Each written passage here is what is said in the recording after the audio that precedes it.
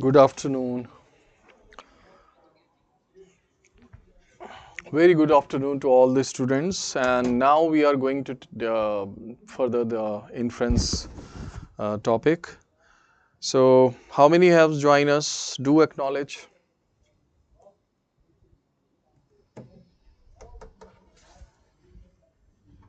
Good afternoon.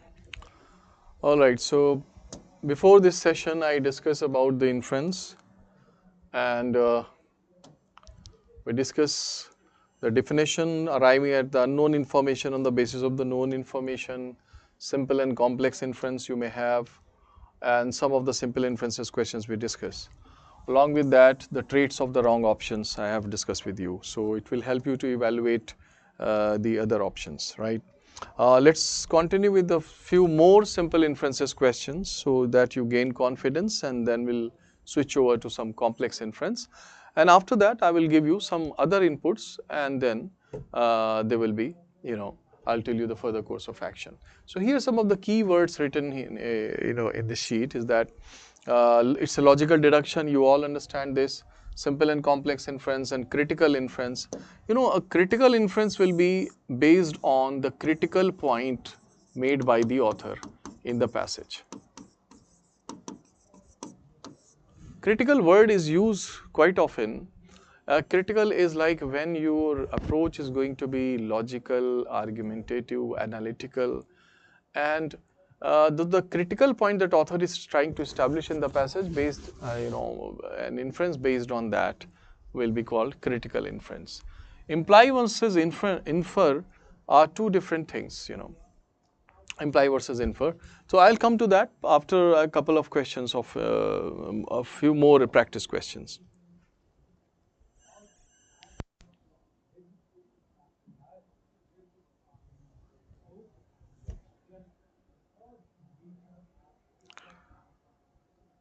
Biswajit, I was only discussing about this simple inference question, and I told you that there are some complex inference questions.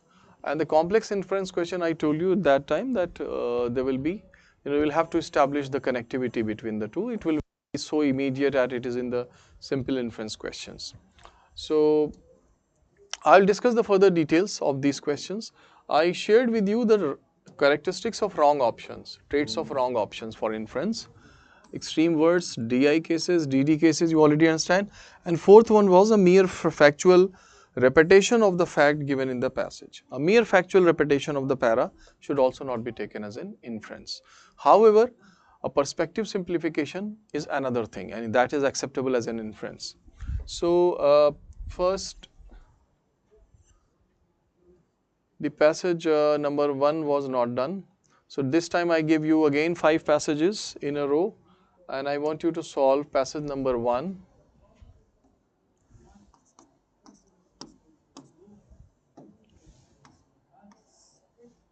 Then passage number 3. 4 we have done, 5, 6 we have done. Then passage number 7 and 8.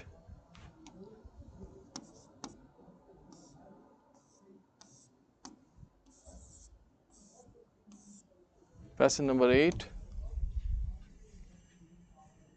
9 is complex, 10 is complex. So I want you to solve these passages.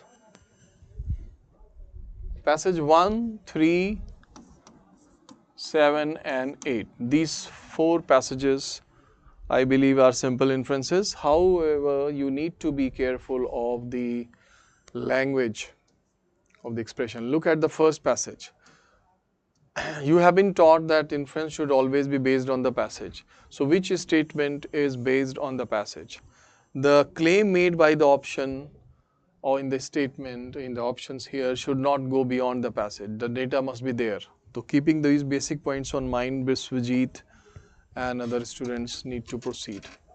You have 6 minutes to solve these 4 passages.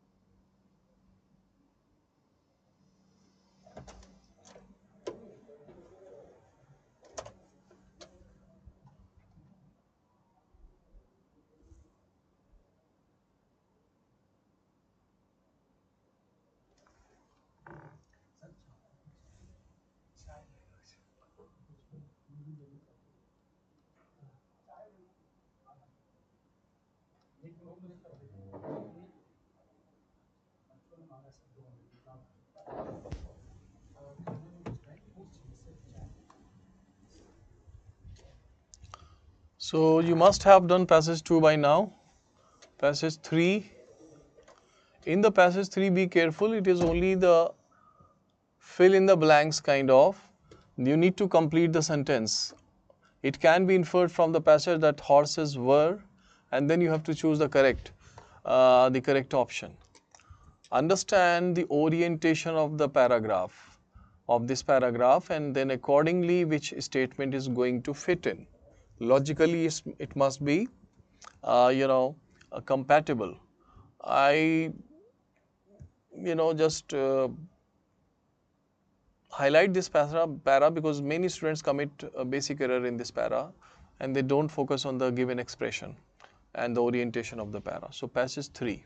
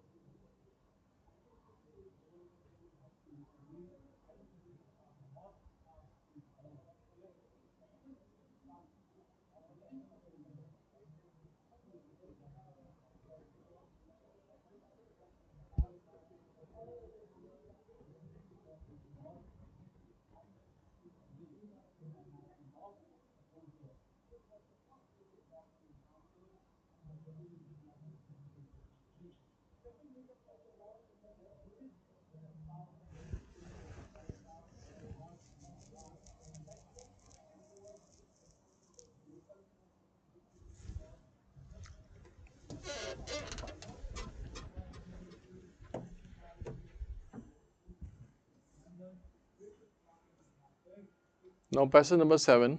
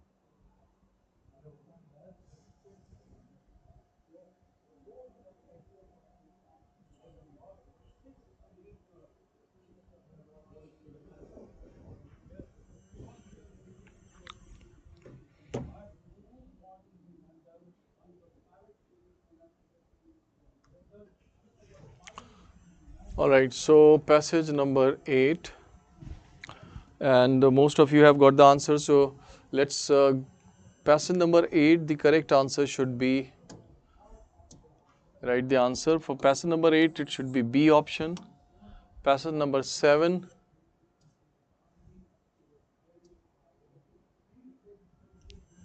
it should be option D.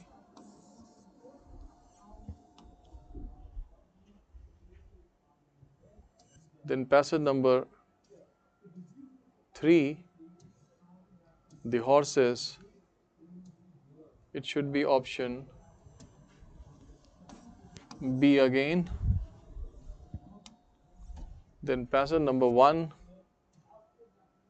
the correct answer should be option D.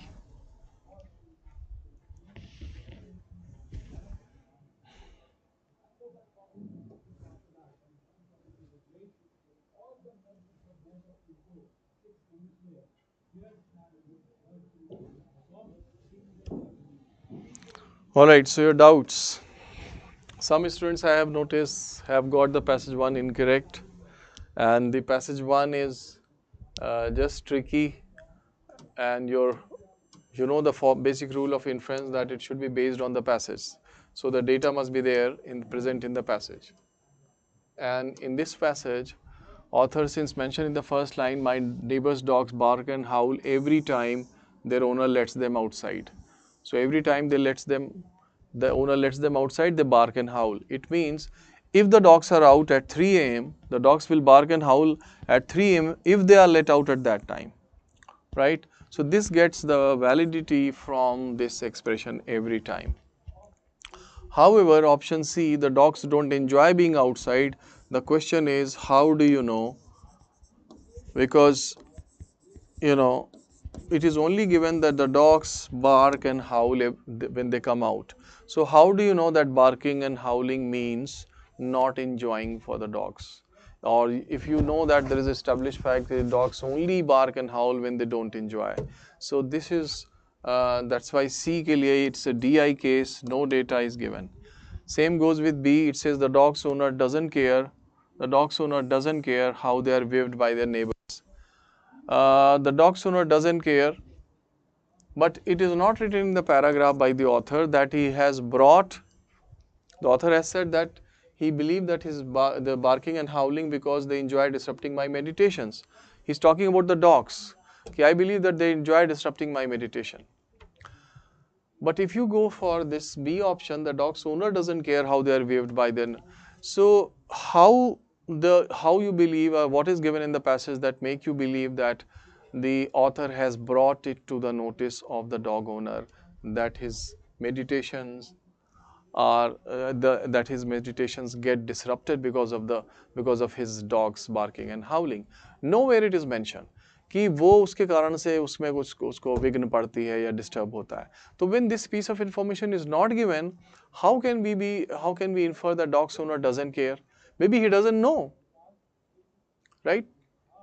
So you just cannot jump to the conclusion with to an inference without sufficient data. So B is again a data inadequate case. Now passage A, option A, the dogs should not be abused by their owners. Now how do you know the dogs are being abused? Same question, how do you know? If you believe that the dogs, since they come out, they bark and howl, It means that inside the house they must have been subjected to some torture or abuse. The question is that how do you know that? It is only a kind of sympathizing, empathizing rather with the dogs. As a human being, when we face the distraught situations, and as and when we get time, we went out. So you are thinking that the dogs are doing the same thing, right? However, there is no base for this. So the information should have been there to establish it as an abused, they are being abused. So we only have the data supporting option D. I suppose this is clear to all. Now next is passage number 3, where some students missed out. This statement, here the examiner has only played with the words in the correct option. The horse has played a little known but very important role in the field of medicine. Now what is their role in the field of medicine? Very important role they have played. Author mentions horses. Now he is telling you about that role. Horses were injected with toxins of diseases. So who must be giving them the toxins of diseases? Of course the scientist. So they were given the toxins full of toxins of diseases until their blood built up immunities. So the horses' blood, the blood of the horses, they built immunities against these toxic diseases. It means the blood has this innate or natural ability to develop a resistance against these diseases, right? So nature must have endowed, endowed them, the horses, with this ability. Then a serum was made from their blood, and then this serum was used against some diseases. Serums to fight with diphtheria and tetanus were developed this way. This is the role the the horses have played. Now, so natural quality, the natural innate ability of the horse's blood to develop a resistance against disease. Hence, you cannot choose option A, which says it can be inferred from that the horses were given immunity to diseases. Option A, given immunity to disease, is vague, not clear. If this statement, if this option had said that the horses were given immunity by the nature, by the creator, it would have been correct. But here in the paragraph it is given that they were given, toxin injections full of toxins. So you cannot choose option A. C is totally wrong. The horses were given medicines to fight toxins. Nowhere it is given medicines. Or D option is just again upside down, says given diphtheria and tetanus serum. The horses were not given. Rather, the serum was built out of their blood. The blood had this natural quality. So B is the right option.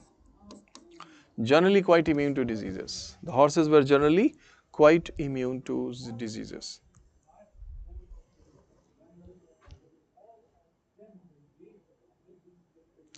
Biswajit, I have already mentioned, if word is written in passage number 1, if they are let out at 3 am, if, so time does not matter whether it's 3 am or 7 am, since every time is given, every time they come out they bark and howl. So of course if it is 3 am or 8 am or 10 am, if they are out, they will bark and howl, because every time they do this.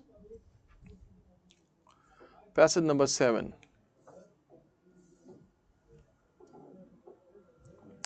Passage number 7 just tells you, about the Ashoka. So today we consider Ashoka as a great ruler because of the copious evidence. Copious means ample amount of, plenty of evidence he left behind in the form of his stone-carved edicts. Stone-carved edicts. Historians tend to correlate greatness of a king at his time with the availability of evidence today. Who does this? Historians do this. So logically inferred option. Option A, emperors who don't leave significant sculpted evidence are completely forgotten. How do we know? Because we are only told that, no, how do we know that they are completely forgotten? We are told that those, since Ashoka left behind copious evidence in the form of stone carved edicts, so historians tend to correlate his greatness. But This paragraph does not talk about the emperors who do not leave significant sculptural evidence, that they are completely forgotten, right? It is talking about the stone carved edicts. Who knows that some emperors who left behind some books or some other textual material, they are also remembered, they are not forgotten. So this para does not give you any information about those who don't leave behind and they are completely forgotten. Whether they are partially forgotten or completely forgotten, that's a DI case. अब आते हैं B option पे. Ashoka produced stone carved edicts to ensure that later historians will respect him. My goodness. Nobody should choose this option. What was the intention of Ashoka behind leaving behind these evidences? So to ensure, it means he deliberately did it to be called as a great one. Not given in the paragraph. B is again out. C talks about statues of kings are reminder of their greatness. Now please remember that it is talking about this part, whereas the author talks about stone carved edicts, right? So D option we are left with. A king's greatness as we know him today is interpreted by historian. Yes, it is the perspective simplification of the last sentence. Historians tend to correlate greatness of a king at his time with the availability of evidence today. So a king's greatness as we know him today is interpreted by historians is the valid inference. So passage number 7 is clear. Now the last passage, 8. It tells you about a story and then you are asked to draw your inference. So hospitals traditionally, they relied primarily on revenues from paying patients to offset losses from unreimbursed care. Paying patients means well-off patients. So if the hospital bill was rupees 80, the paying patient would pay rupees 100 more than that. So the extra 20 rupees that the hospital has got in its kitty will be used to offset losses through unreimbursed care. The unreimbursed care could be from the poor, because of the poor who are unable to pay their the charges.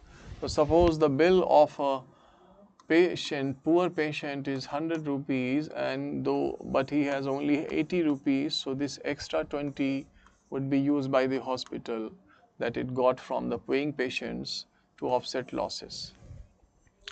However, unreimbursed care, we do not know that it is only the poor patients, economically weaker section.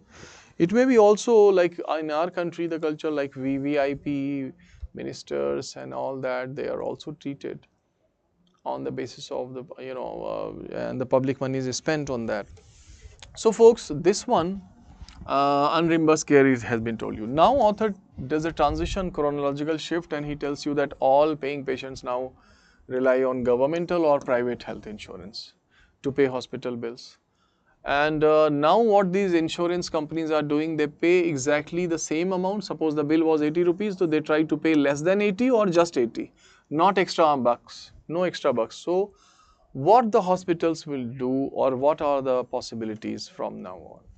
Of course, this will be option B. If hospitals do not find ways to raising additional income for unreimbursed care, they must either deny some of that care or suffer losses if they give it. These are the two possibilities. Okay, the extra money that they are not getting to unreimburse, to offset the losses through unreimbursed care, they can just continue, pay it through own pocket, or they make some arrangement, some alternate. Now, if you go for option C, it talks about something else. It's very weak option. Some patients have incomes too high for eligibility for government health insurance, but are unable to afford private insurance. No where it is given. In fact, no data about this detail. Author in the passing reference has only mentioned government or private insurance without any, further detail about whether money, better placed can afford private and the weaker ones can only afford government. So C is a weak option. Same goes with option A.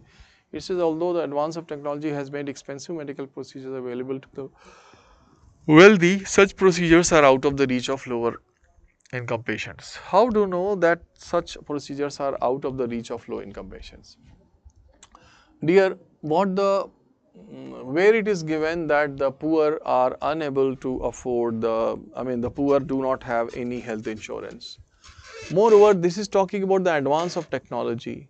So this information is again not given in the passage. Option D comes slightly close to the para. However, it says even though philanthropic donations have traditionally provided some support for the hospital, such donations are at present declining. It is in fact summarizing the given story with a change. It says philanthropic donations. Now philanthropic donation, for the betterment of human race, humankind, so philanthropic donation like charity and all can also be done without being hospitalized. But the para strictly talks about the paying patients. It means the patients who were well off and they were hospitalized. So being hospitalized. So philanthropic donations take it out of the para. Hence the best option is B, and mathematically, logically it makes sense. So that is the answer of 7th. I suppose you have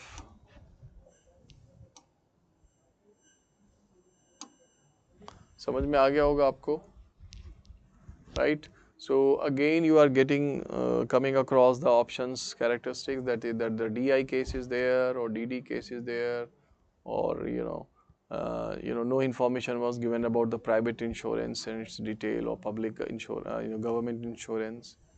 So folks, we are now here, uh, we have done most of the simple inferences questions. Complex inferences we have, I will give you after this. But before that, I must discuss with you the difference between imply and infer. We have discuss imply earlier also. Imply and inference are,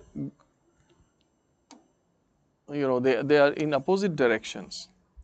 They go to in opposite direction. To imply is, and to infer. So write down for to imply, just one line. To imply,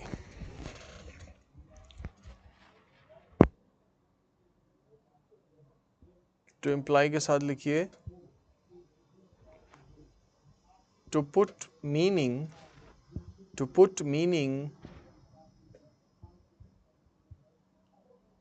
into a statement, to put meaning into a statement without openly saying it.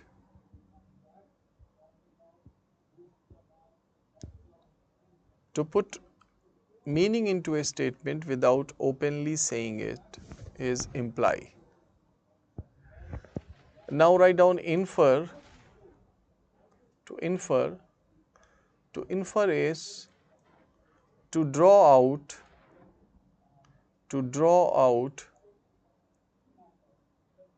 meaning, to draw out a meaning from a statement, to draw out a meaning, sorry, with a slight change, to draw out a meaning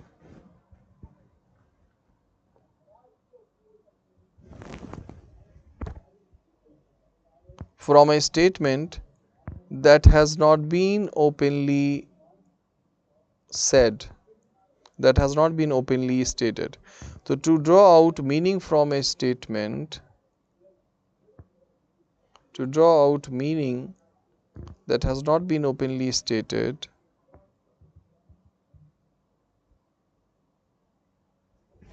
now you see that to imply is on the author's side. Yani the definition you have written with the imply, that author without openly saying, he put into meaning in his words in a statement, that's called he's implied. So in implied sense, the author does not openly said the things. For example, if you speak to your mother or your father or your brother on phone, and the father does not want to say something directly to you, but what he is deliberately trying to convey to you, through other means in a covered form, in a mask sense, but he gives you the feelers, he gives you those notions, those cues and indications. That is what we call as implied. Okay, for example, your father calls you and start talking about your career, civil services exam, your preparation, but he implies to convey that value your time, work hard, don't waste your time in unnecessary or secondary things. That is implied. The infer is on the reader's side. As a reader, after reading a paragraph or a statement, the meaning that you deduce, that the meaning that you draw out from that statement, but such a meaning that has not been openly said. So the meaning that has not been openly said but you draw it out is called infer. So same case, example I give you, that you speak to your father and for a good 5 minutes, and once he has ended the call, and after keeping the phone down, you infer that your father does not seem to be seems to be upset about something. He is not his regular natural self. He seems to be a bit upset.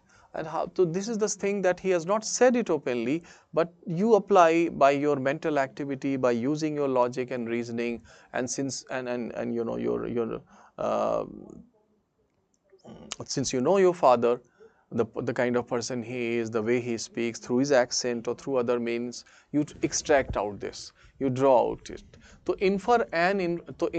inference is towards on the reader's side, that what he infers, what are the new meanings that he finds valid. Author to imply is on the author side, that he is not openly saying but is intended to say. So both infer and imply may be going into different directions, opposite directions, क्योंकि एक reader की तरफ है और एक author की तरफ है. तो ये है दोनों का डिफरेंस, इन्फर और इम्प्लाई का. तो whenever the question is asked what does the author want implies in the above passage, it means author is intended to say but is not openly saying it. What do you infer? It means maybe something else is being said, but you draw an inference, right? That inference could be, the correct option could be based on any part of the para, but it must be correct, it must have the base.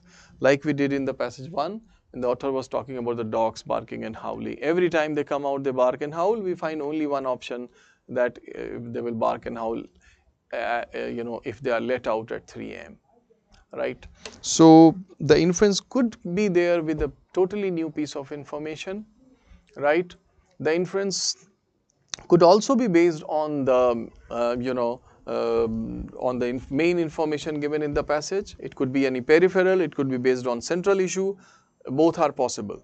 Now let me tell you that whenever the UPSC asks you to find out, they use this superlative degree in the question. They say find out the most logical and rational inference. So when the superlative degree is written, you need to be aware that there's a possibility of other options also to be correct as an inference. However, you are supposed to choose on the basis of comparison, on the basis of relative merit, that which one is a better inference. So when you compare, let's say that option A and let's say another one is option C, you have to go to the passage and see that what is the author's, which inference is based on the author's main point. I made this arrow that is diagonally covering the entire para. So you will go for this kind of inference that is based on the point that author is trying to establish all along. Whereas among the options, you may also come across an option that is a valid inference, however it is smaller in size and only related to some part or secondary part of the para. So most logical, when the word is written or most word is written, you will have to compare and choose the better one. All right, I suppose I am clear. So this is the terminology used in the questions of CSAT paper. right? Most logical inference. Let's now go to some of the other questions of inference, especially the CSAT part. I have told you that there are some complex inferences as well, but write down whether you have gained some confidence about inference, and are you having the clarity about the difference between conclusion and inference question. Approach is same in both, because inference and inference is also a logical conclusion. So approach, so far as the inference and conclusion question is considered, it is the same. Analysis more or less is the same. It only comes with a condition, with a rider, that inference could be based on any piece of information. However, a conclusion will always be the main point, the final summation. The characteristics of wrong options: most logical, most critical, inference. So are you, have you got the clarity about these questions, or is still there is some? I don't want any student to have any muddled view, any goof up, any kind of doubt. In case you have, you can ask me as of, now, because I am taking you towards those complex inference questions where you have to be very careful of the given information. So not just non-CSAT section, I am taking you to the CSAT section now, and I want you to solve at least 5 passages in a row.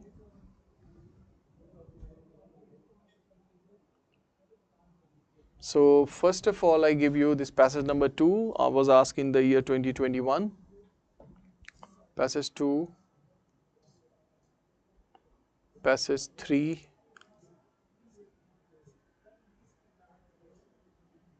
passage 5,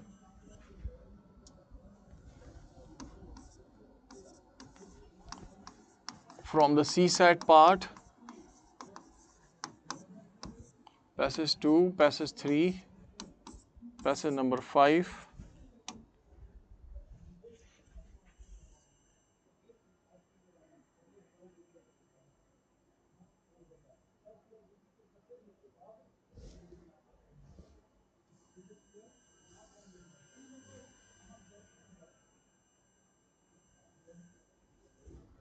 passage 5, passage 7,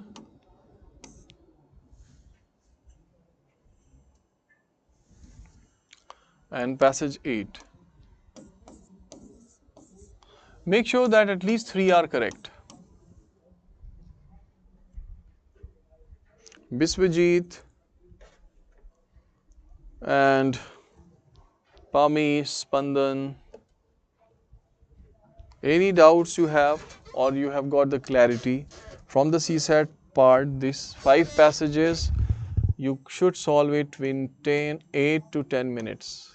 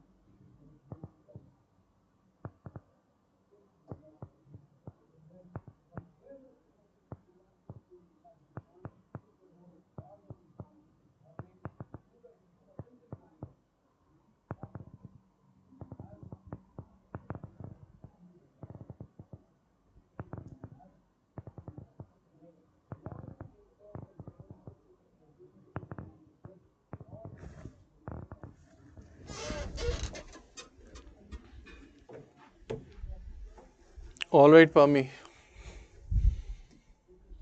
So passage 2 onwards, 2, 3, 5, 7, 8.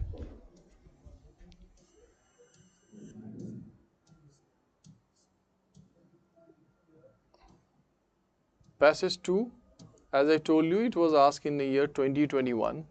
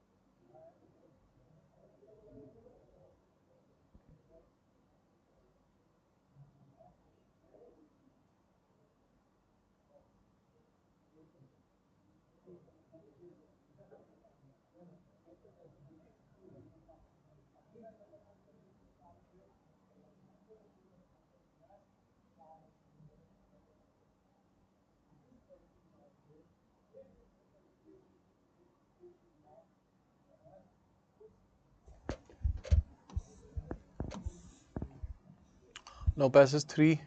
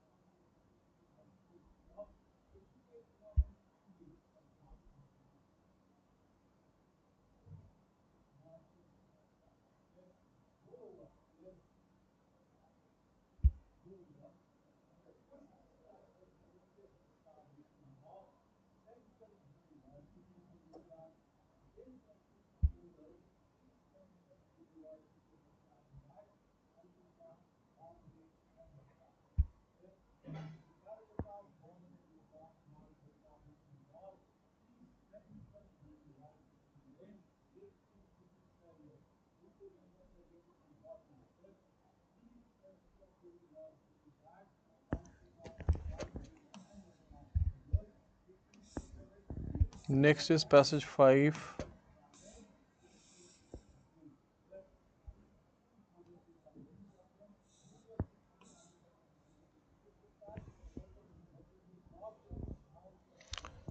So I see most of you have given the answers.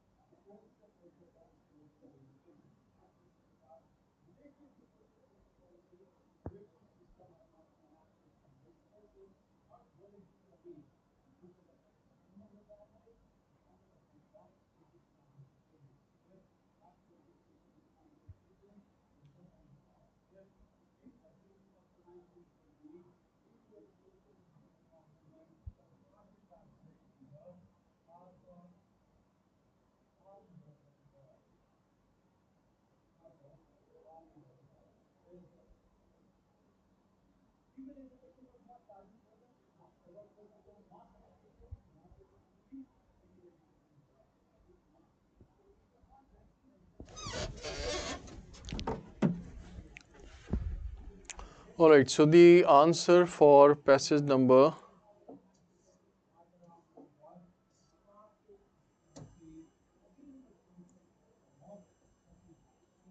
2, 3,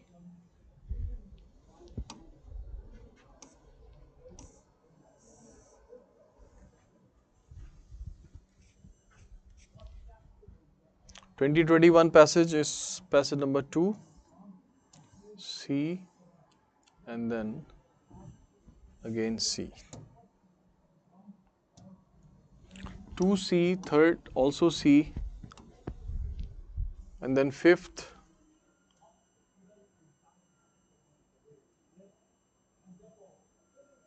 should be D and A. Option D, option A, and the last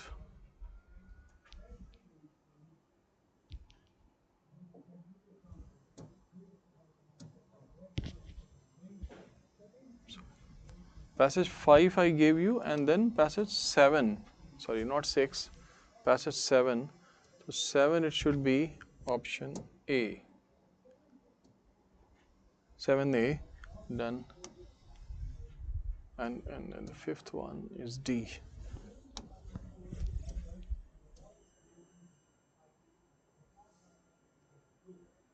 Yes. Then passage number 8, it should be option C. So the answer for second C, third C, fifth D, seventh A, eighth C. Very good, Sukanta, you got all correct.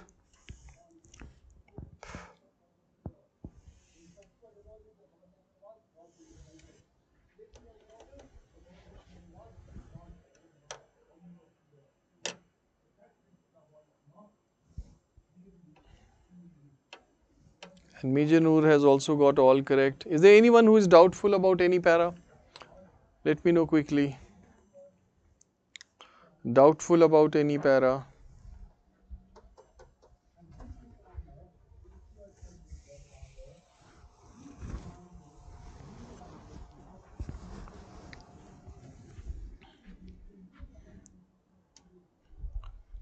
Which passage you want me to discuss?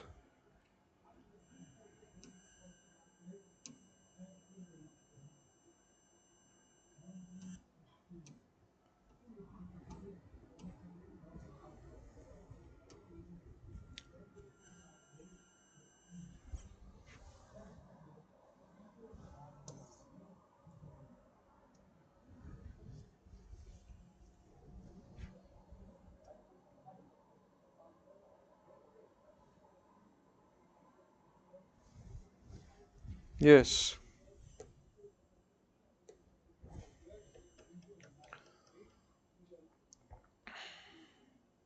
How many of you have got all 5 correct? 5 correct, your 4 correct. Please share your score. 5 out of 5 or 4 out of 5 or maybe 3 out of 5. Up to 3 it's acceptable. 4 and 5 are very good score. So your doubts and your score. These are the two things I am waiting for.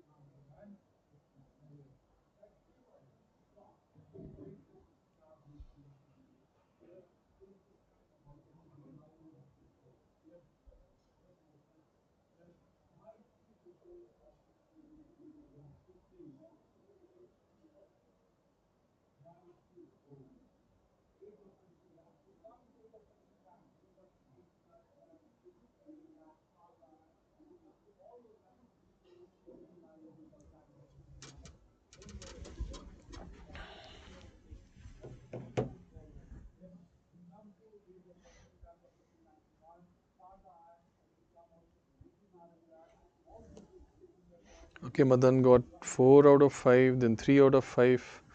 Most of you have got. Okay, so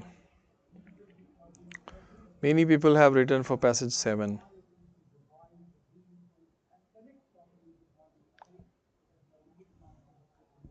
Passage 7 and you have doubt. So it's like passage 7 is the culprit, otherwise some people would have scored full marks. Let's have a look at passage 7.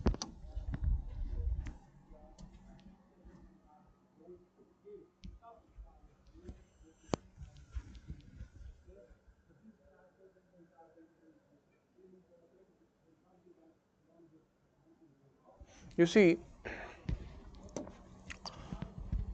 in this passage, author first tells you this is a very, I would say that very uncommon when you come across climate change and its positive impact.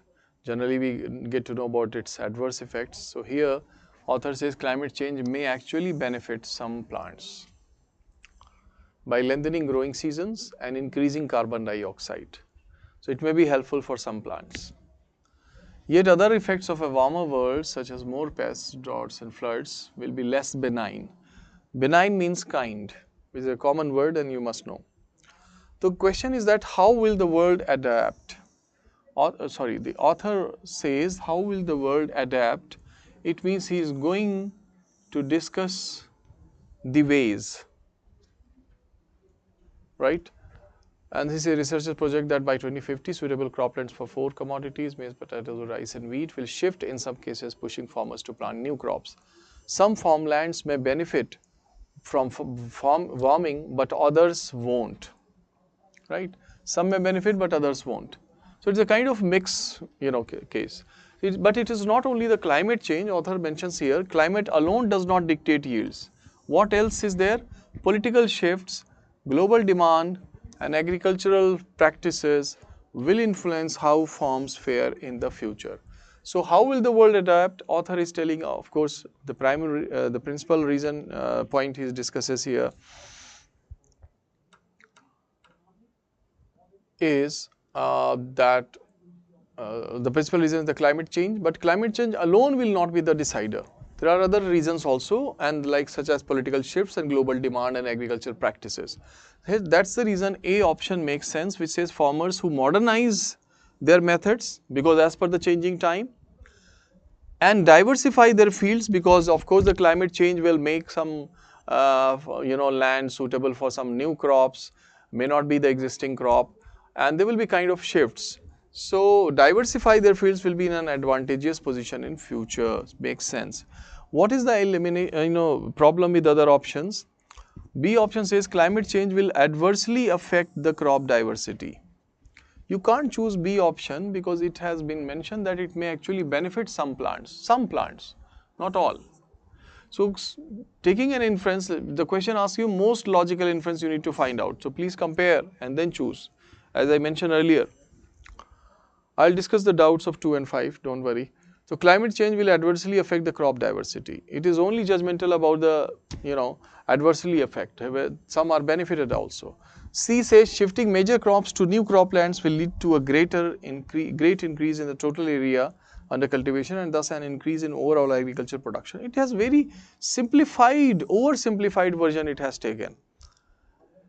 What it has done, that on the existing land you may not be suitable for the existing crops, so the existing crops will have to be shifted to some new piece of land, and hence the total area for agriculture has increased.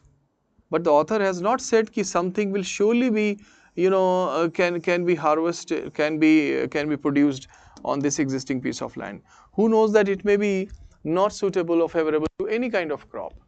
So this inference cannot be chosen. As it has said, that's an increase in overall agricultural production. So the existing crops may not be there in some places. They may have to shift.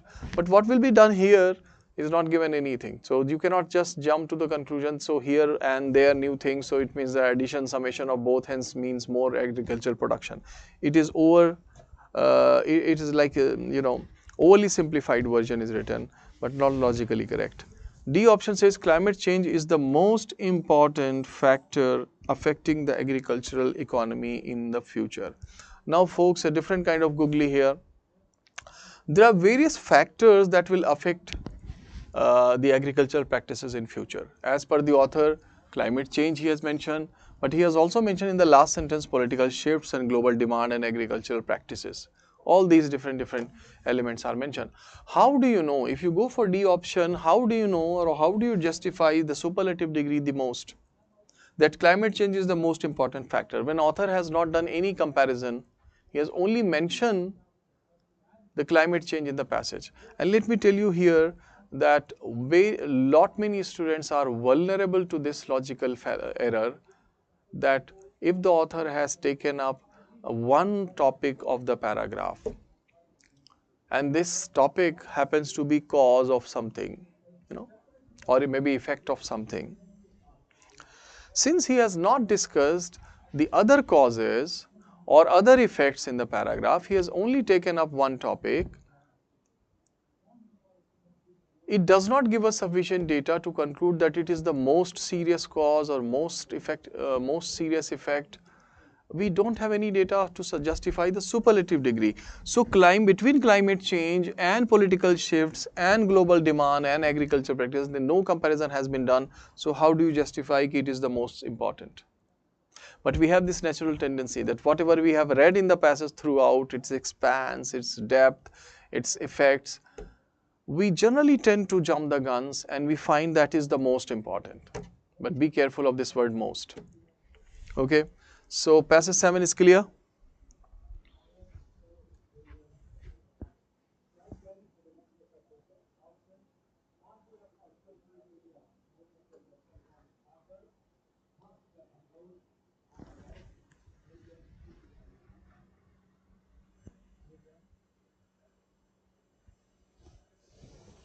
Yes, Somali. Adversely affect crop diversity might also mean some plants are benefited or others, so diversity, yes, might have, it has different meanings in this context. But we cannot be sure ki it is like C option should not have been chosen. Now, the very same issue, though I don't know whether anybody has written, yes, someone has written about doubt in passage 8 also. Passage 8 is also same type of issue. Just remember this D option of previous passage 7, climate change is the most important factor. Similarly, in passage number 8, option author UPSC says, open defecation is the most important public health problem of India. How do you know it is the most important problem? Other problems are not mentioned. No comparative study has been done by the author here. So since he has only described open defecation, so we tend to jump, we tend to go to the natural, वही knee jerk reaction आ जाता है तुरंत कि yes, more serious, right? So something tantamount equal to this most must be given in the para, only then you can infer, because inference demands the evidence. वो सबूत आपके पास है नहीं तो आप ये most नहीं करेंगे, लेकिन we go with the wind, as the English phrase says, to go with the wind. आप उसी flow में, चूंकि आपने उसको पढ़ा है डिटेल को, आप उसमें चले जाते हैं, and you don't mind the superlative degree, which is an extreme notion. And I told you that extreme, contextual and general extreme I discussed yesterday, be wary of that. So it's option C, B is wrong. Option A, central and state governments in India do not have enough resources. How do you know they don't have any resources? Nothing from the passage. Don't bring in your GS knowledge. Option D, open defecation is a public health problem in all developing countries. Apart from India, no other developing countries in discuss, so we can't make any inference. We are left with option C, open defecation reduces the human capital of India's workforce. Now some of you might be wondering, ki sir, where human capital of India's workforce is mentioned in the para. This is complex inference. Like the direct connection is not, but logically if you think, yes, you can establish that connection. So if you look at this part where author says that while discussing the effect of these open defecation, he says the children are unable to develop. Underweight mothers produce stunted babies prone to sickness who may fail to develop their full cognitive potential.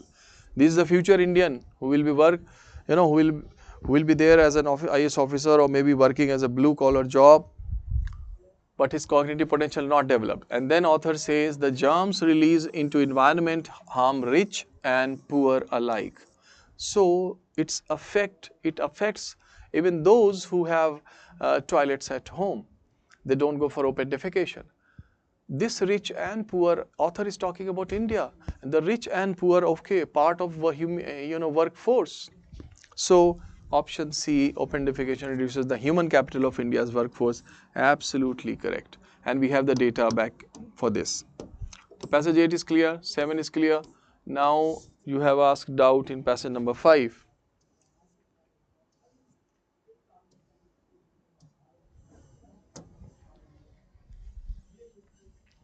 Again the question asks you to find out the most logical and rational inference. It means you have to go by comparison. You see, I go by the elimination, and the first option A, obesity has become an epidemic all over the world. First line says the practice of dieting has become an epidemic. Practice of dieting and obesity as an epidemic is wrong option. So nowhere it is given, because both are two different things. Obesity and the practice of dieting are two different things. So author has here used that old trick of distortion of the facts. Option B, a lot of people are obsessed with attaining a perfect body. A lot of people are obsessed with attaining a perfect body. If you go for this second part of this line, everyone is looking out for a way to attain that perfect body, right? Everyone is looking out to attain, and there it is given a lot of people are obsessed with attaining a perfect body. Since everyone is looking out, so we can accept a lot of. However, the question asks you to find out the most logical inference, and I told you that in such cases we will choose an inference which is like covering the whole para, or maybe the main point of the para based on that instead of this kind of thing. So option B, when you compare with option C, obesity is essentially an incurable disease. Of course, author has not mentioned that it is an incurable disease, so it is a weak option. D option, there is no perfect diet or one solution for obesity, is the correct answer, because throughout the passage and the author emphasizes on this part that one diet is not a solution for everyone. That is the reason he discusses here that we are all different with respect to our ethnicity. Okay, to find out this kind of inference, you must go for after this line, that what does the author want to convey. So author says here we all are different, and differences are highlighted: ethnicity, genetics, family history, gender, age, physical and mental and spiritual health status, lifestyles. So many differences are there. Thereby, we also differ in what foods we tolerate or are sensitive to. So we really cannot reduce so many complexities into one diet or one diet book. This explains the failure of diet across the world in curbing obesity. And then he emphasizes, unless the reasons for weight gain are well understood and addressed, and unless habits are changed permanently, no diet is likely to succeed. So it means there is no perfect diet or one solution for obesity for everyone. Right? Why? Because people go for dieting. So if you go for that and they try to attain the perfect body, the author must be talking about in this, in reference to, so obesity is not out of the passage, but it is connected because dieting is mentioned. People go for dieting. So people also go for dieting for, to take to overcome this problem of obesity. So that's why this is the best inference in the given passage.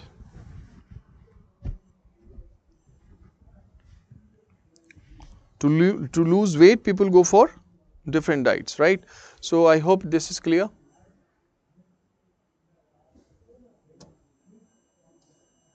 Passage number 5. Then somebody mentioned passage number 2.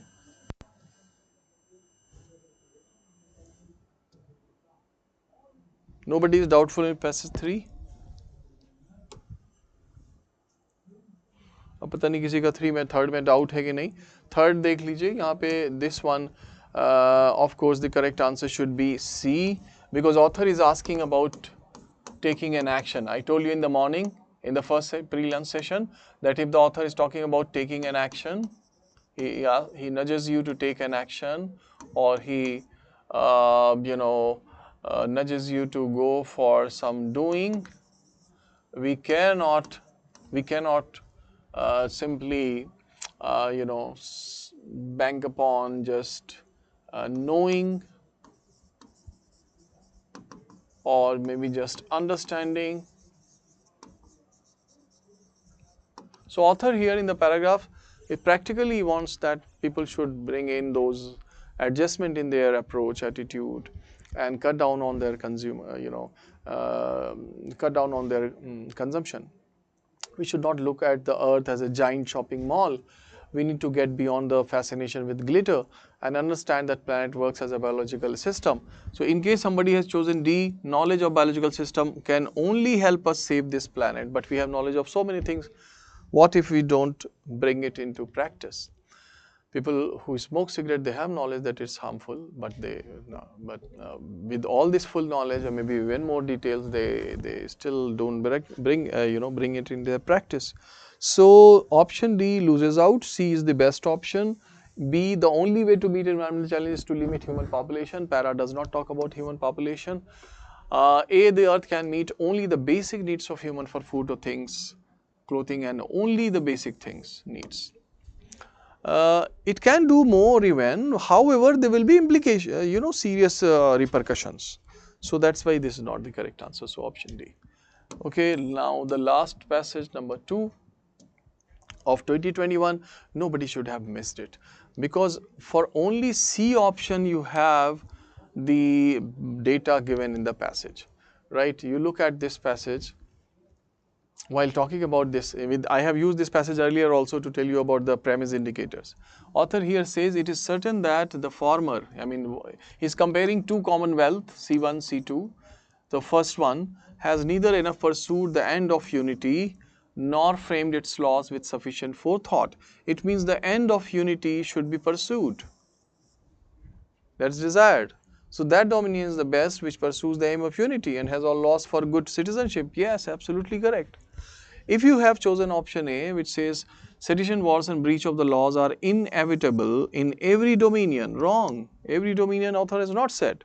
He's only talking about such dominion, such states or governments where it is prevalent. Inevitable means something that cannot be avoided. That is bound to happen. The author is not using such an extreme word, so A is wrong. B says it is not the people but the sovereign who is responsible for all the problems of any dominion. Author is not seeking about all the problems. He's mentioned the problems: sedition, wars, and contempt. These problems, not all the problems. So B is wrong because of the extreme case. D says it is impossible for men to establish a good dominion, not given because there are some commonwealth better than others. So D is wrong. So the student who missed this passage number 2 should have done elimination more effectively, right? So it was not challenging at all. Anyway, so there are students who have scored 4 or 5. I hope it's clear to all.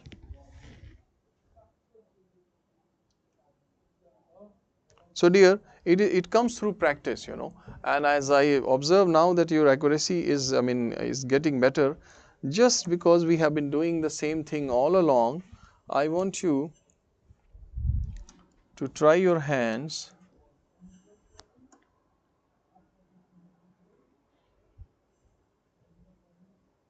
Shall leave it. As we continue, just let's just finish this particular sheet, and so that I can assign you some practice material, and then we will have the test number 2.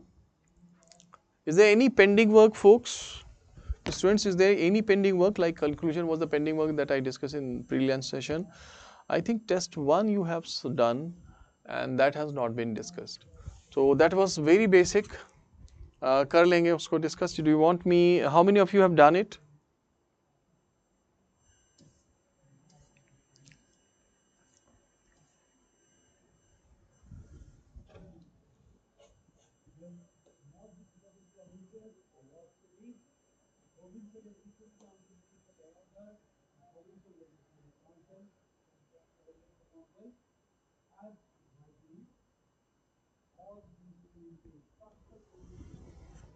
So now in the CSAT section, CSAT based question, 5 you have done. I want you to attempt all the remaining ones. So like remaining ones means you have to go for passage from the CSAT section. Passage number 1.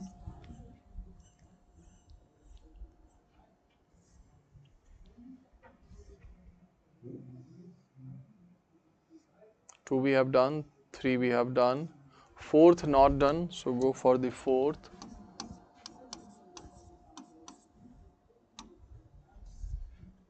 5 we have done, 6 not done,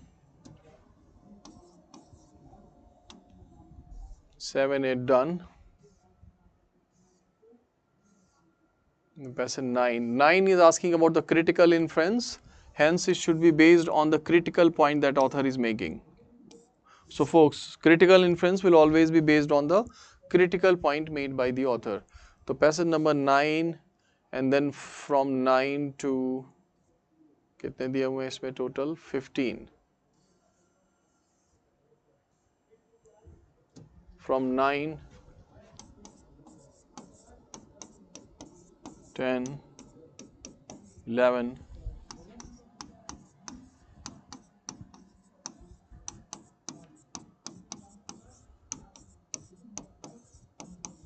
ये तो कुछ ज़्यादा हो जाएंगे.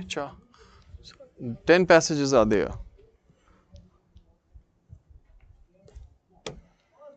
So 10 passages are there remaining. I think all the 10, if you solve now, it will take time. So half of it we do now, and half of it will be given as homework. Okay, test 1, some students have done. Not all students have written. Somali, then Biswajit, and then one more. Just 3 students have responded. So dear, I give you first 5 passages you are supposed to do. This passage number 1, 4, 6, 9 and 10. The remaining 5 is your home assignment.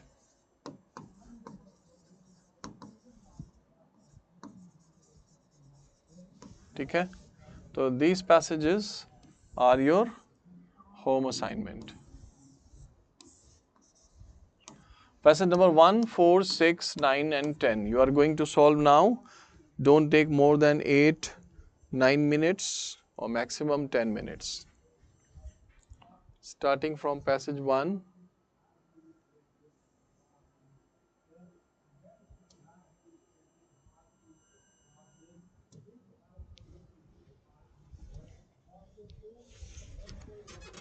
Once I am done with this, if after these 5 passages, I will just take up the test number 1 that you have solved.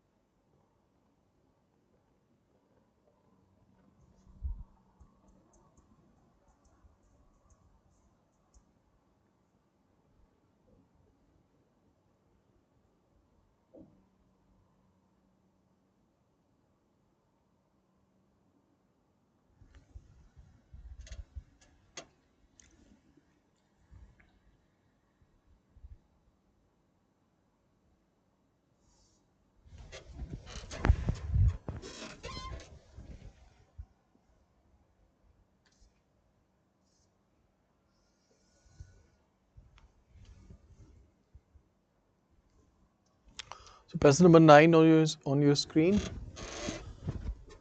Couple of students have answered.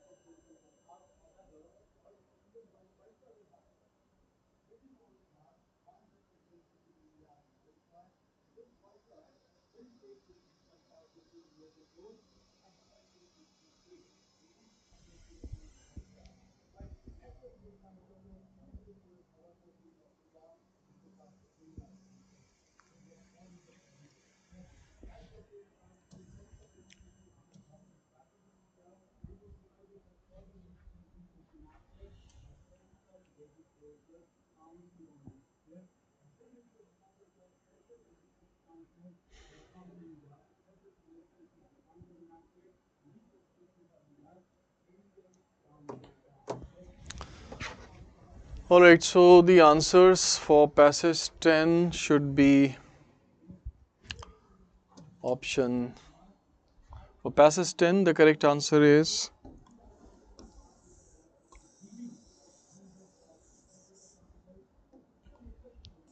C. Passage 9, it should be option A. For passage, the next is passage 6, 6 and 4. For passage 6, it should be A, and then 4, D. So passage 6, it should be A, passage 4, it should be D, and then passage 1,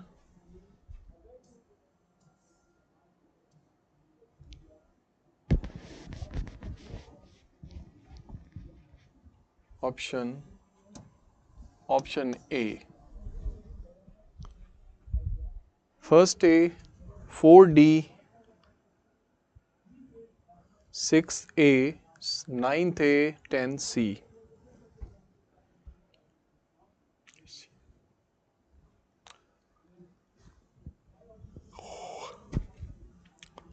All right, highlight, mention your score, please. After that, we'll go for the doubts.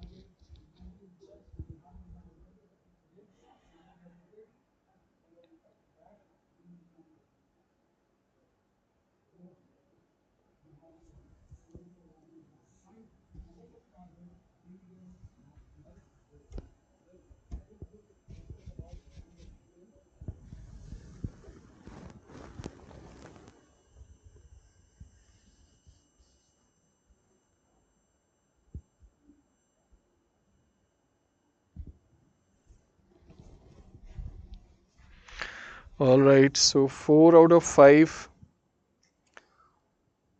Yes, some students have got 4 out of 5 here. Mijunar and Sukanta have got all correct. Okay, Biswajit, 4 correct, and there's a doubt.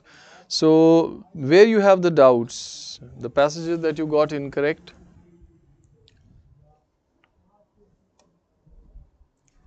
About passage number 1, I must tell you that in case anyone missed passage 1, has done, it's a kind of howler that you have done here.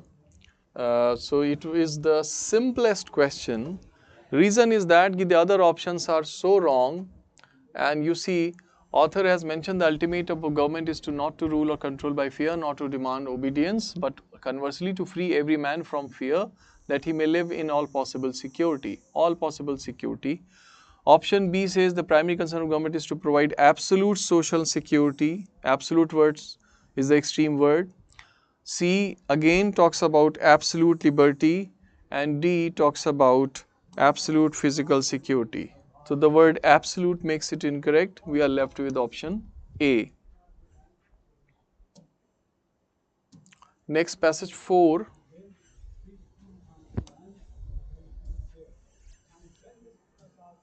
Passage 4 talks about bats' wings. However, it talks about the sameness of their structural. So, initial part of the passage, author talks about the structural similarity between these body parts.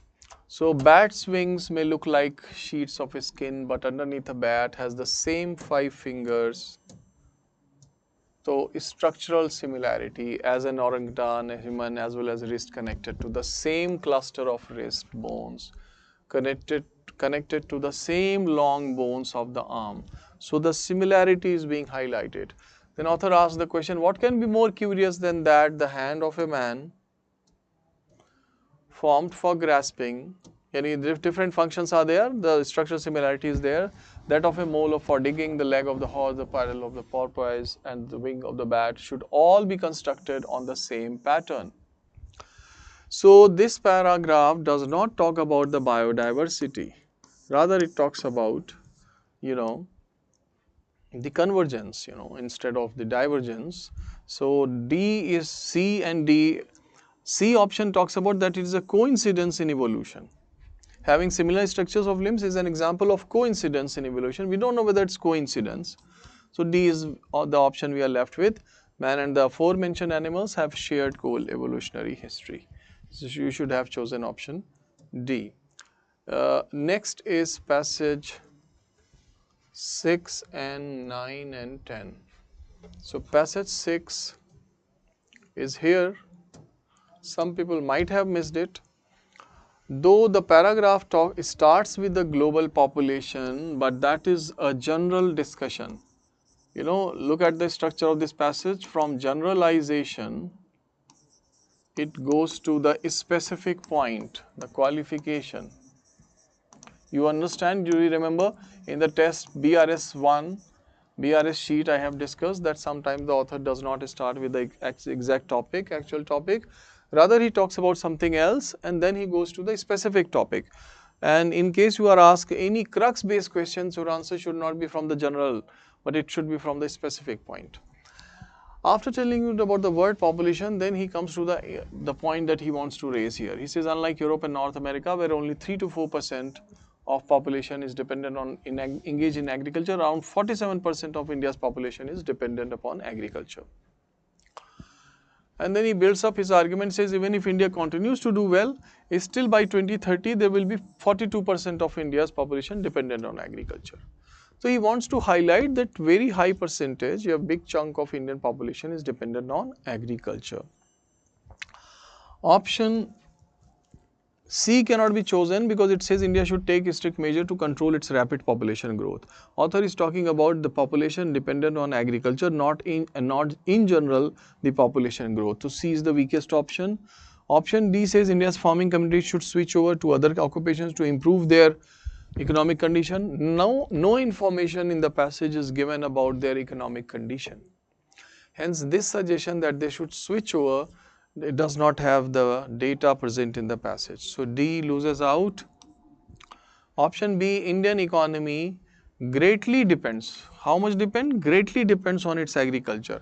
But do remember that author has not mentioned the revenue generated by agriculture. So how can we be sure that Indian economy greatly depends on agriculture? 47% people are engaged in agriculture, but what is their cumulative output not given here. So this, for B option, you don't have data. You are left with option A, prosperity of agriculture sector is of critical importance to India. Yes, because 47% people are dependent. So if something wrong happens, 47% will be affected, unlike 3 to 4% in developed countries, right? So it's a big populace, that's why option A is the right answer. Then we go for passage 9. It was asked in the year 2021. I told you that pay attention to the word critical inference. Folks, in case you are asked critical inference, always go for the critical point that author is trying to make here.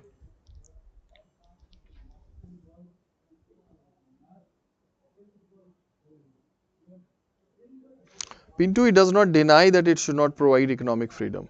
Since it only mentions one, it does not mean the other ones are not mentioned.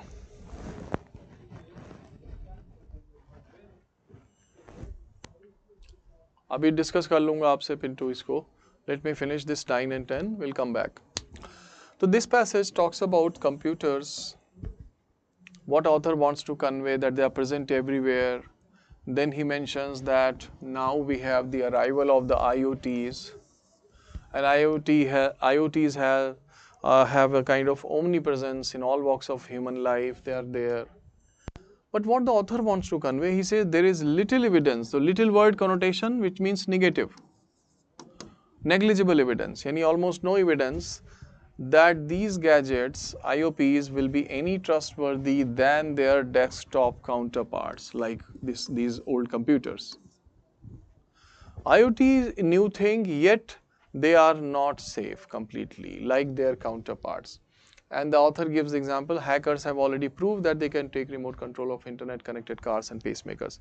So after telling you the expanse of computer and IoTs in human life, this new thing IoT is also not completely safe as the computers are.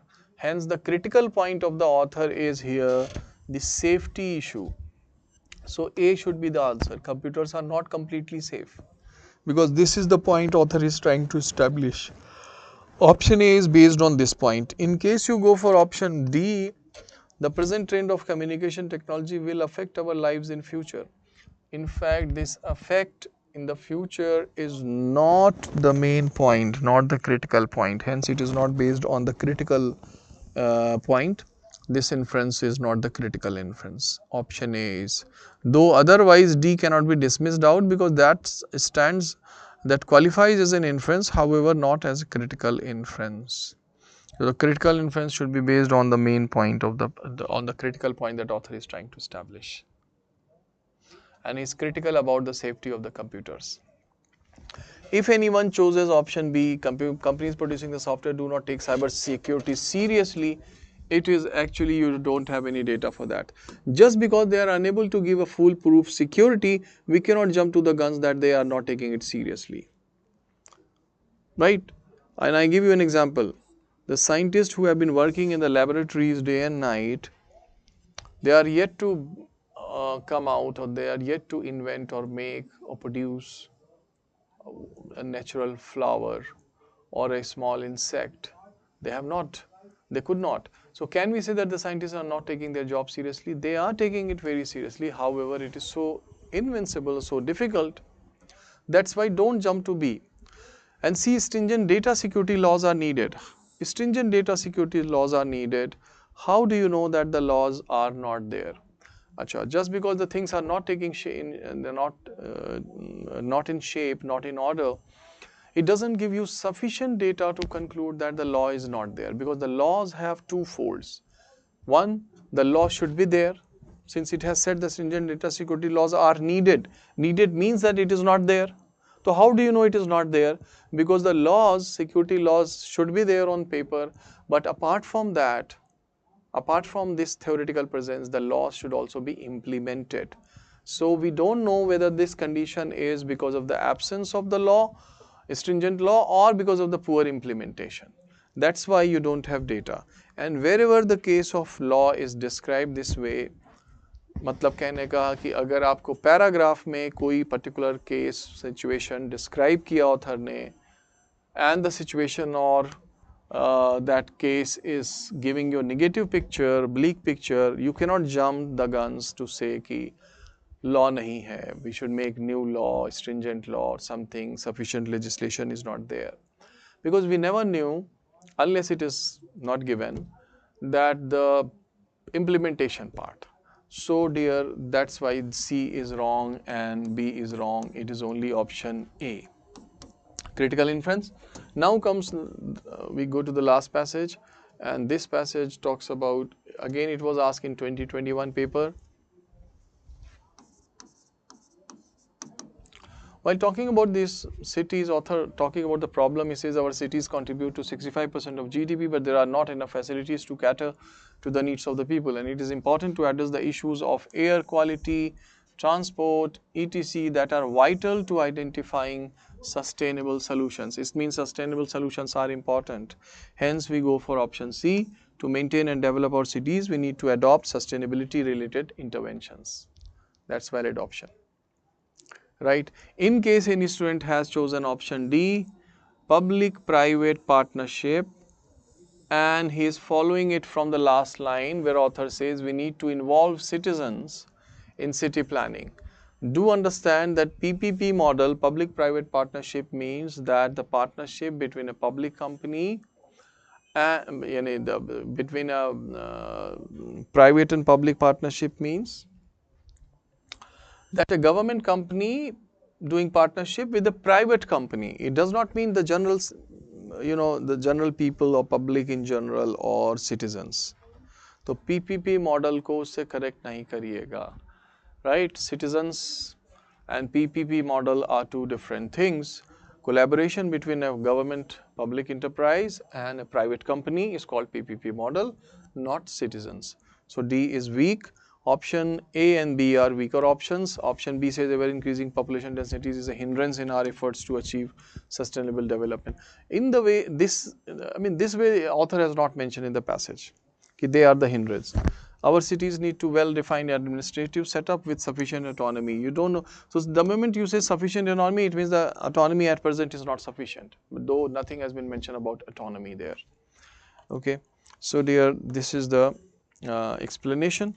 And yes, I must appreciate most of you have got the majority of the questions correct. So passage number 1, as Pintu has raised his doubt.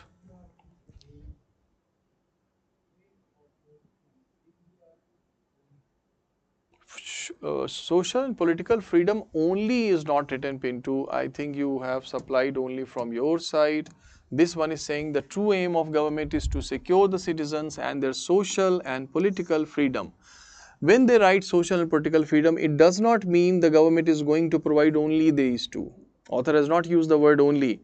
It does not mean the author is not going to, the government is not going to provide the economic freedom. It is the two are mentioned here. And if you look at this part, that he may live in all possible security.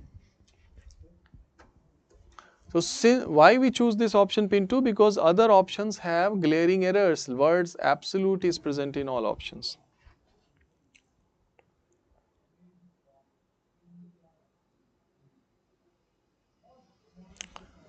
Anirban, for passage 4, yes, they say the most logical, scientific and rational inference you need to make. Too many adjectives are there, dear. Of course, they just want you to be careful and choose the better one. 3 adjectives have been done. You must validate the option as per the discussion here. So author is emphasizing on the sameness of a structure. Hence, we did not go for option A. Different species having similar structure of hands is an example of biodiversity. Or other than author talking about the diversity, talking about the sameness here. And that is, all these species have the structural similarity. वो उसका point है. Oh, all right, folks. So now the remaining question of this sheet is all the non-CSAT and CSAT questions you are supposed to solve tonight. And tomorrow we'll discuss the answers of these questions. And now test 1 quickly we take up, and so that there's no pending work. इसके बाद मैं आपको कुछ काम बता दूंगा. Test 2 और practice sheet ये भी कुछ करना होगा आपको. So dear, first we go to test 1 that has been pending, and most of you have solved it. So I give you the answers, and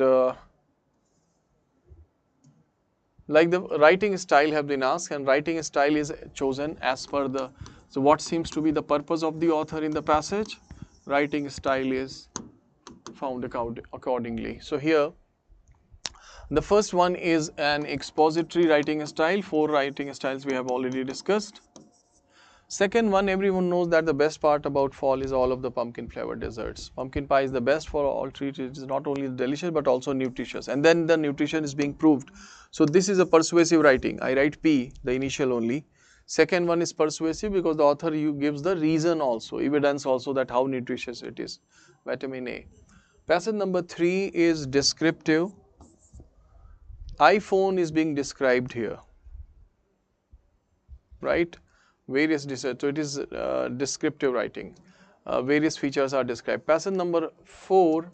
So you just brought home tiny new smartphone with a smooth glass screen. The first thing you need to do while purchasing a new cell is buy a case. Why should you buy a case? The author gives the reasons here. So it's again persuasive writing. Fourth one somebody asked, it is persuasive.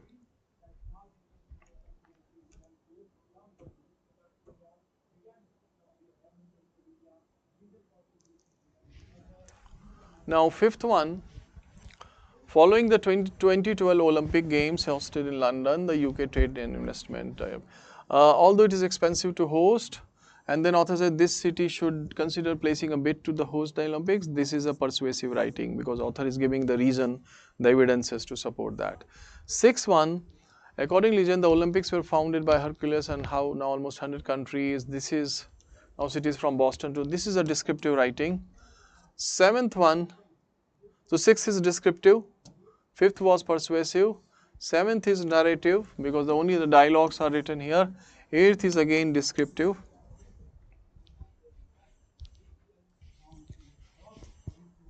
Done. Now we go to, after writing, we go to this passage 1. Some of the very basic questions are written. Is it there are 4 sentences in the text, which sentence gives you the information below? तो आपको foundation function of the building कौन सा sentence बताता है? Of course it is told by the second sentence. Author says here, the Earl Bishop used the folly as a library. So the second sentence tells you the function. The first sentence tells you the historical aspect.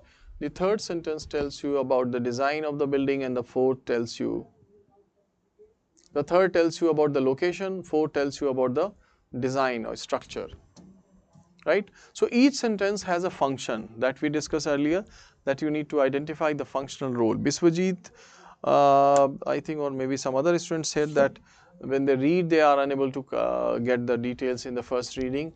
So just focus on the functional part. Second question says, none of the phrase in the number 1, question 1 above can be used as title for the paragraph. Why? Because they are only one part. They are covering just one part of the building, not the entire para. So and title should cover the entire para. Third question, the author wrote the paragraph to describe the function, to option A, to describe the Macedonian temple. Its historical aspect, function, everything has been discussed. Fourth, the type of the paragraph, it is a descriptive para. Yes, it is a descriptive para. Fifth is, which is the most appropriate title? C should be the most appropriate title. Now, second passage onwards, I have given you, PRS test 1, you must have understood while solving it, ki it is very basic in nature. However, I just wanted that your basic reading skills should be aligned, should be according to the need, and you should be able to identify the functional part of the sentences, topic sentence, transition sentence, or focus, and the intercorrelation between the sentences, like idea and example and all that. तो structural part पे काम करेंगे. चलिए dear, ये वाला passage देख लेते हैं. इसमें सिर्फ ट्रू और फॉल्स बताना है. Is A option, the paragraph talks about drivers and their opinions on driving. It's false. Yes, it talks about drivers but not their opinion on driving. Rather, the author tells us that some drivers are fussy about their own driving skills. They have this obsession that they are the best, like this second sentence. Some even take it upon themselves to show their fellow road users.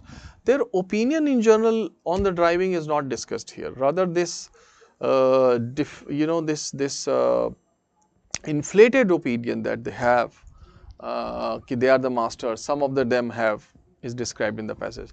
B, the para has no topic sentence. It is again false. The para has the topic sentence, and the topic sentence is the second sentence, because a topic sentence will be described with example, will be elaborated further, and second sentence has been, after telling you the second sentence, author gives you the example that what these obsessed drivers do, right? So B is false. C, the paragraph contains 3 examples, actually false. Or paragraph contains 2 examples of the drivers, and the third example is an analogical example from a football stadium. D option, the second sentence, D question, the second sentence is a transition sentence. Yes, it's a transition sentence because it talks about some drivers, not all drivers in general, but some. So it is a transition because specifically this point is the author's point. The basic organization in the paragraph is problem solution, false. There's no solution given here, so wrong. F, the author wrote the paragraph to show what happens when drivers are arrogant about their driving abilities. Yes, true. What happens? They start shouting at others, they start showing others how good they are.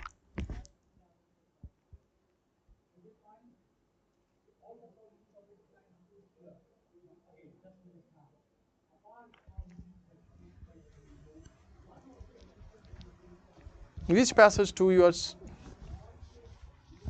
are talking about? Please mention which passage 2. Matlab writing style passage 2 you are talking about? Achha, the last one, a suitable title for is driver's arrogance and the consequences. True, because their arrogance is inside, and the consequence that they start teaching others, they shout at others, so these are the consequences. And this attitude inside has a telltale sign on their actions. Passage number 3.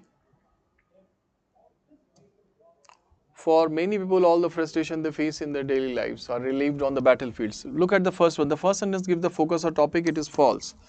It is false because the first one is not giving you the topic or focus. The first one is simply giving you some problem.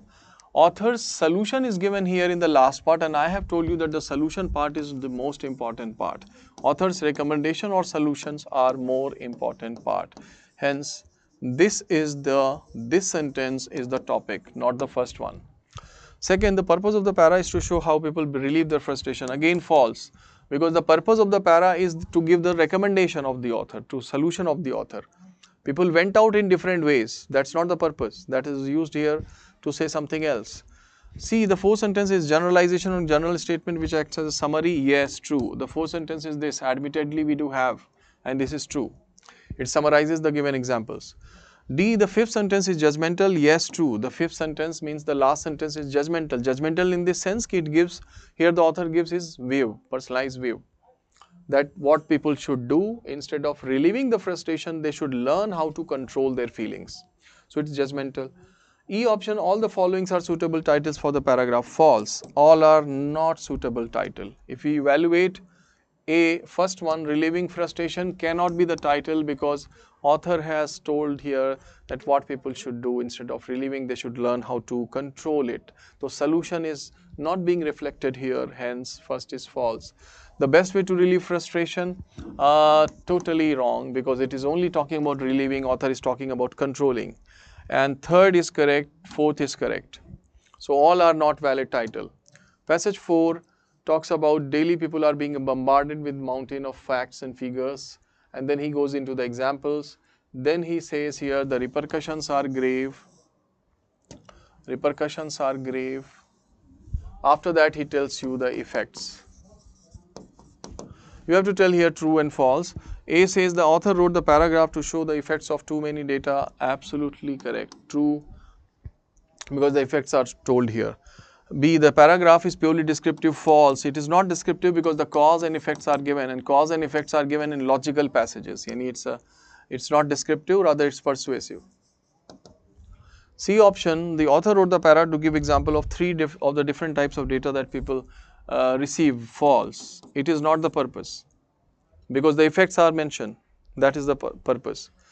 D, the repercussions are gave is not a transition. In fact, it's a transition, so it's false. D is false because this sentence, after this, prior to this, author has mentioned the causes. After this sentence, author is mentioning the effects. So it's a transition sentence.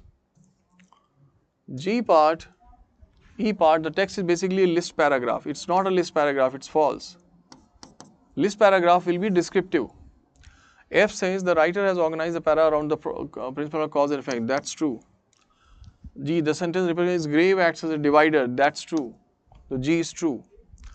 H, the third sentence gives the focus of the paragraph. False, because third sentence is only an example. An example cannot be the focus. The idea is the focus. I, the last sentence is a conclusion of the information in the first three sentences. That's true. Only one of the title is suitable. Only one title, that's false. Because increasing amounts of data cannot be the title here. Because it does not reflect the effect. However, the effects of too much information, that's correct. That's a good title. First one, overwhelmed by data, is also a correct title. Overwhelmed when you don't know how to cope. So there is too much bombardment of information that the people do not know that how to cope with that. So the effect being that their natural grasping power, their natural receptive acumen goes down. So first one and second one seems to be valid options, relevant. The other one is incorrect. Now comes the logical passage, critics of government. Here, critics of government stimulus maintain that the high unemployment currently afflicting the country is not cyclical. They say it's not cyclical, but it is structural, and thus cannot be alleviated by policies that boost aggregate demand. Right? This is the critic's perspective. Then author writes his perspective with a contradictory term. But while structural unemployment may appear if current unemployment rates persist, that is not the problem we face today. So we notice here that the author does not agree here with the critic's perspective. Now logical and inferential analysis of the text you have to do. Earlier you were doing the structural analysis. Sentence, its type, its correlation with other sentences, coherence. Here the logical ones. So first one, critics of government stimulus are necessarily the critics of the government. It is critics of government stimulus are necessarily the critics of the government. Maybe, may not be. So it's a DI case. DI means data inadequate, true or false or DI. When you don't have data, of course for true and false you must have data. But for DI there is no data. So we don't know whether they are the critics of the government. They may be or they may not be. Second one, there are only two types of unemployment. That is false. That is false. Only two types of unemployment. No, sorry, that's again a DI. DI. Two employments are mentioned here, structural and cyclical. We don't know whether there are only two, but there are others also. Third one, there are at least two types of unemployment. That is true. At least word makes it acceptable. Fourth one, the critics believe that policies that boost aggregate demand can't help alleviate structural unemployment.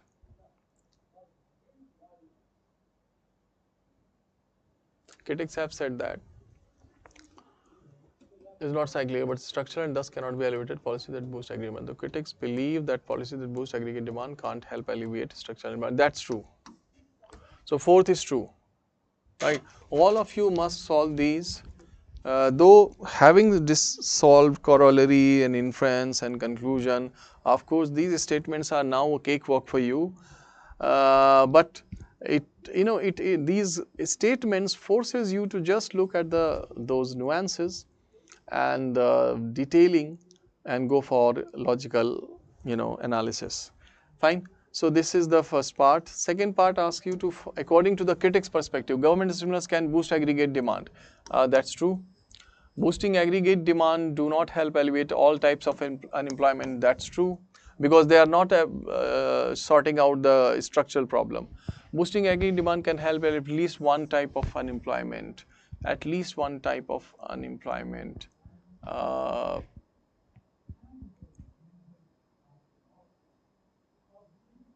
Yes, true. Because the cyclical they can solve, as the critics have said. The critics have said na. Here you see the critics have said that this current problem is not cyclical but structural and thus cannot be alleviated by policies that boost aggregate demand. It means the policy that boost aggregate demand can solve the cyclical problem. But the present problem is not cyclical, it is structural, what they believe. That's why it cannot be sorted out with that problem. Hence, all three are true in the fifth one.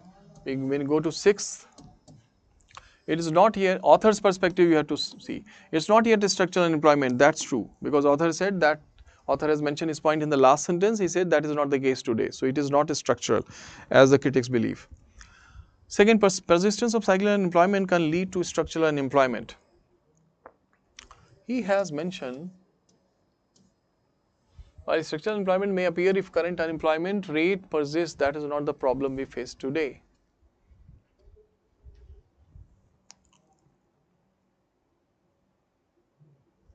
But the author is clearly not saying it is a cyclical problem. So we cannot establish this one, it's a DI case. What the current problem is, certainly author is saying that it's not it is not yet a structural problem, it's not yet a structural unemployment, but whether the current problem is cyclical cannot be established.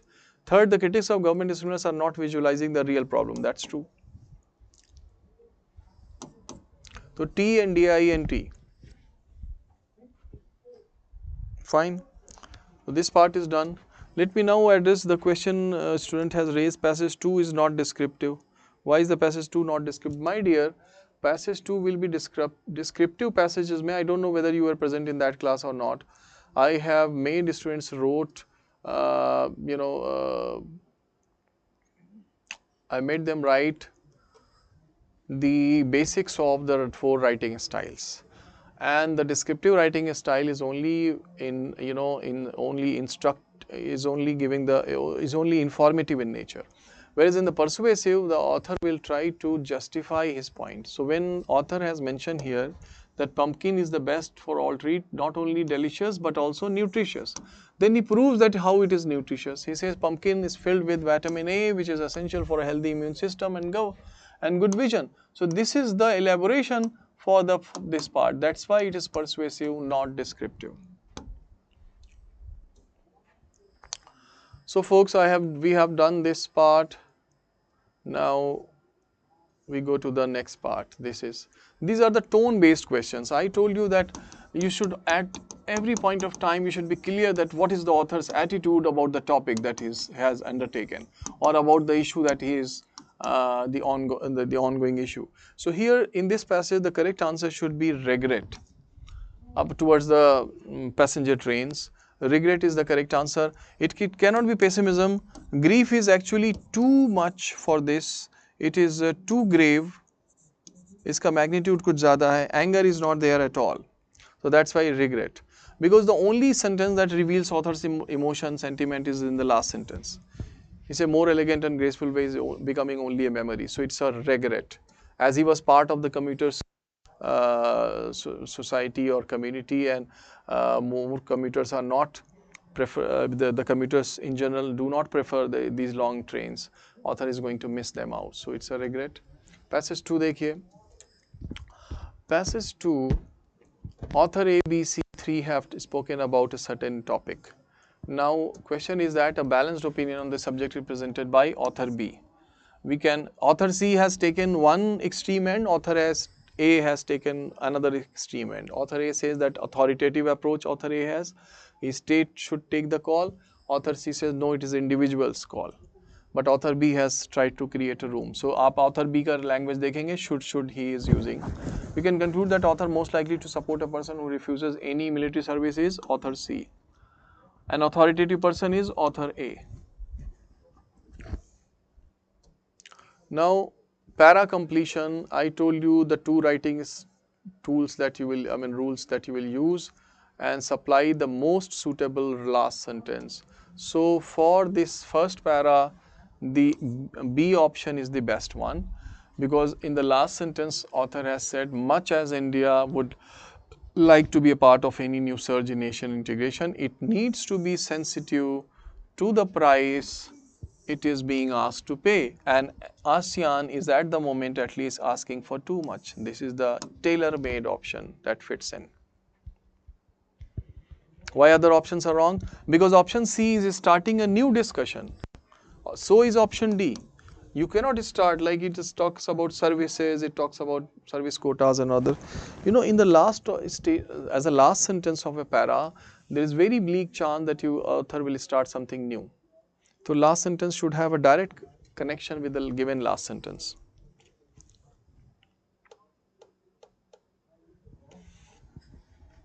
All right. Now option A loses out because examiner see, this statement, its nature is that it is taking a kind of guarantee that in any negotiation with ASEAN, the government will try to safeguard its own interest. Just previously, author is telling the government to be cautious, and suddenly it becomes so sure that the government in any negotiation will be cautious. Actually, they do not go hand in hand. So A loses out and B is the correct option. I mean, a bit inconsistency you notice there.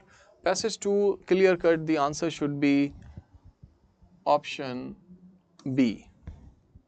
If the observer becomes a participant, what results is pamphleteering, not journalism. Because pamphleteering is writing the pamphlets, is small. Whereas the author says journalism is a serious business, in-depth writing. Journalistic values too suffer erosion. Author is only talking about journalistic values in the passage. So T002 makes it totally incongruous. You look at this part, author says journalists, second line, journalists and journals have come to scorn objectivity and balance as a value. So he's talking about journalistic value. T002 is used with something some additional thing, some new thing. But जो बात करते आ रहा है उसके साथ फिर journalistic values to suffer erosion does not make sense. Only D option loses out because it suddenly talks about good editors, a new dimension. A says nothing is right with the Indian journalism. Author has not said nothing is right. Author has said that it has been beneficial. He is talking about investigative reporting. He says, but some of this is not good. So nothing is right does not match with that, with the temperament of the passage. Moving to the third para, the best option should be here, option A. Exercise experts have long assumed that heart, because this paragraph gives you a baffling piece of news, right?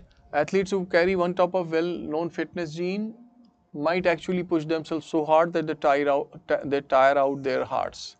That is a finding from a study of individuals who competed in one of the most grueling races in the world. Grueling means like physically more exhaustive and challenging.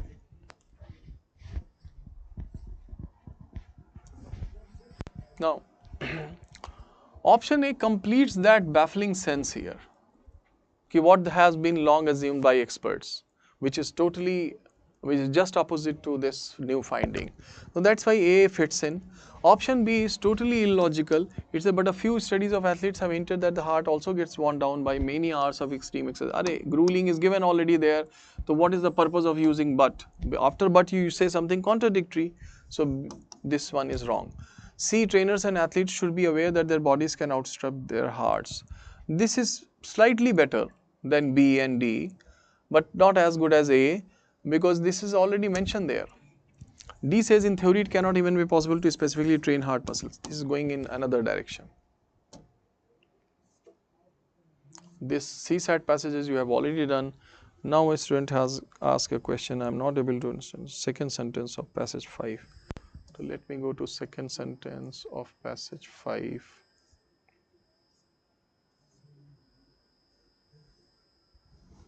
You see the second sentence you could not understand of the passage 5. Critics of the government stimulus, the government might have issued some cash injection and some to boost the economy, maintain that the high unemployment currently afflicting the country is not cyclical. Critics say it's not cyclical but structural. So they say that it's structural, not cyclical. But our author says that it is not structural. And critics say that's why, this government stimulus, this cannot be alleviated. So this problem, a structural problem, cannot be Alleviate means to lessen something, kam karna, by policies that boost aggregate demand. So the by policies boosting aggregate demand cannot sort out the structural unemployment. That is what the critics believe. Author says no. He says, but while structural unemployment may appear if current unemployment rates persist. So whether the current unemployment is cyclical or not, we don't know. That's why I chose DI for that. He says that about the structural, that it may appear if current unemployment rate persists. That is not the problem we face today. So according to him, the current one is not structural as critics believe. Parth, I suppose it's clear to you. So folks, now we have come to the fag end of the class and it is 4:15 by my watch. Home assignment, I must remind you. Along with that, please note that you are supposed to solve. थोड़ा सा stretch हो गई class, लेकिन just मुझे जल्दी से बताने दें कि what is the assignment you need to do. First of all, you need to complete the inference sheet, all the remaining questions. So tomorrow, first thing, I will give you the answer and will address the doubts. You will have to keep a record that what is your accuracy level, 4 out of 5, 3 out of 5. In case you have scored 1 or 2 out of 5, then are you moving ahead or not, right? And so after inference questions, I will ask you to go for the questions of this practice sheet 1, where the inference and assumption questions are given. Nobody is going to solve the assumption questions. You are only supposed to solve the inference questions. And the inference questions are given from passage number, I think 9 or 6 onwards. You know, all the questions have been highlighted here. Yeah, inference start from passage number 6. So all of you are supposed to start to solve from passage number 6 inference. 6 inference, 7 inference, 8, 9, 10, 11 and 12 and 13, 14, 15, 16, that's last, no, 17 and 18. So from passage 6, folks, from in the practice sheet 2,